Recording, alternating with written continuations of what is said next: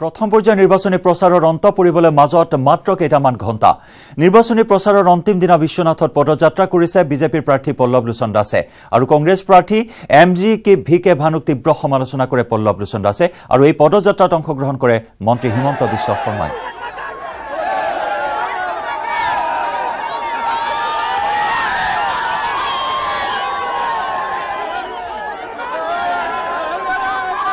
আৰু বিজেপি কৰ্মী সমৰ্থকৰ হৰ্ষোল্লাসৰ মাজত 4 কিলোমিটাৰ পদযাত্ৰাৰ এই কাৰ্যসূচী নিৰ্বাচনী প্ৰচাৰ অভিযান অন্তিমটো দিনৰ প্ৰচাৰত ব্যস্ত বিশ্বনাথত মন্ত্ৰী হিমন্ত পছন্দৰ প্ৰাৰ্থী পল্লৱ লোচন দাসক লগত লৈ এই পদযাত্ৰা মন্ত্ৰী হিমন্তৰ আনহাতে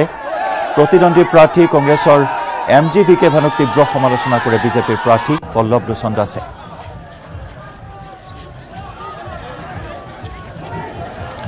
আগবঢ়াইছো আমাৰ বিশ্বনাথৰ সংবাদদাতা তুষাৰ হাজৰিকাৰ বিশেষ ৰিপৰ্ট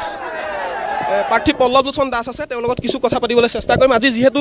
অন্তিম দিন প্ৰচাৰৰ কেনেকুৱা ধৰণৰ আজি প্ৰচাৰ কি কৰিব বুলি ভাবিছে ডক্টৰ হিমন্ত বিশ্ব শৰ্মা ডাঙৰীয়া আজি বিশ্বনাথ চাৰিআলিলৈ আহি আজি তেওঁ যি পদযাত্ৰা কৰিলে তাত ৰাইজৰ যি উৎসাহ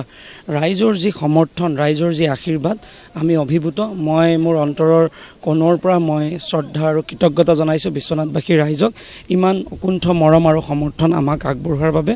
আৰু আমি আশা কৰিছোঁ ৰাইজে আমাক এইবাৰ সমৰ্থন আগবঢ়াই আমাক আশীৰ্বাদ কৰিব আৰু ৰাইজৰ সেৱা কৰিবলৈ আমাক সুযোগ দিব হয় আপোনাৰ জয় কেনেকুৱা কিমান নিশ্চিত বুলি ভাবে আপুনি চাওক জয়টো ৰাইজে ভোটদান কৰিলে আমি গম পাম কিন্তু ৰাইজৰ মৰম আৰু উৎসাহ দেখি আমি অনুভৱ কৰিব পাৰিছোঁ যে ৰাইজে ভাৰতীয় জনতা পাৰ্টীক হিয়া উজাৰি সমৰ্থন কৰিব আৰু ভাৰতৰ জনতা পাৰ্টী নৰেন্দ্ৰ মোদী ডাঙৰীয়া পুনৰ প্ৰধানমন্ত্ৰী হোৱাটো ৰাইজে কামনা কৰে সেইকাৰণে ৰাইজে ওলাই আহিছে ডক্টৰ হিমন্ত বিশ্ব শৰ্মা মুখ্যমন্ত্ৰী সৰ্বানন্দ সোণোৱাল ডাঙৰীয়ে যি ৰাজ্য চৰকাৰৰ উন্নয়নৰ বাবে যিখিনি কাম কৰিছে ৰাইজ আশ্বস্ত হৈছে ভাৰতীয় জনতা পাৰ্টীক ভাল পায় আমাক কাম কৰাৰ বাবে ৰাইজে আগবঢ়াই দিব বিচাৰিছে তাকে প্ৰমাণ কৰে সেইকাৰণে আমি বিচাৰিছোঁ যে যথেষ্ট সংখ্যক ভোট পাবলৈ সক্ষম হ'ব ভাৰতীয় জনতা পাৰ্টী সেইটো আমি আশা কৰিছোঁ আপোনাৰ যিগৰাকী বিৰোধী তেখেতে এতিয়াও যি বুঢ়া গৰু সেই বুঢ়া গৰুৰ ৰাজনীতি এতিয়াও কৰি আছে তেওঁ ইতিমধ্যে সভাই সমিতিয়ে সেই বুঢ়া গৰুৰ প্ৰসংগ কিন্তু এতিয়া উল্লেখ কৰি আছে কি ক'ব এই সম্পৰ্কে চাওক তেওঁলোকৰ কোনো নিৰ্বাচনী ইছ্যু নাই তেওঁলোকে দুৰ্নীতিৰ বিৰুদ্ধে আমাৰ চৰকাৰখনৰ বিষয়ে ক'ব নোৱাৰে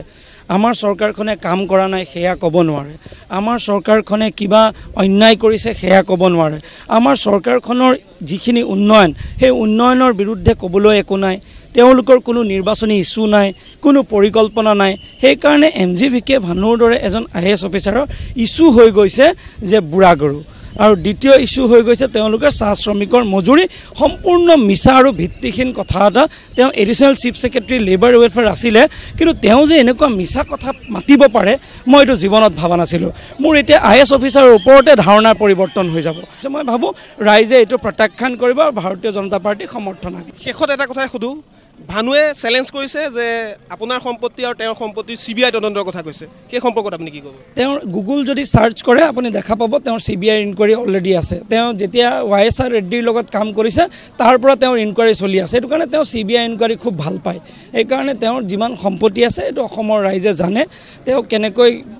ধন আজি যেনেকৈ তেজপুৰত মাটি কিনিলে তেওঁ কেনেকৈ সম্পত্তি কৰিলে কেনেকৈ YSR ৰেড্ডিৰ তাত এইটো গোটেই ভাৰতবৰ্ষই জানে এইটোতো অসমৰ নে ভাৰতবৰ্ষই জানে সেইকাৰণে ইয়াৰ বিচাৰ 23 তাৰিখে ৰাইজে কৰিব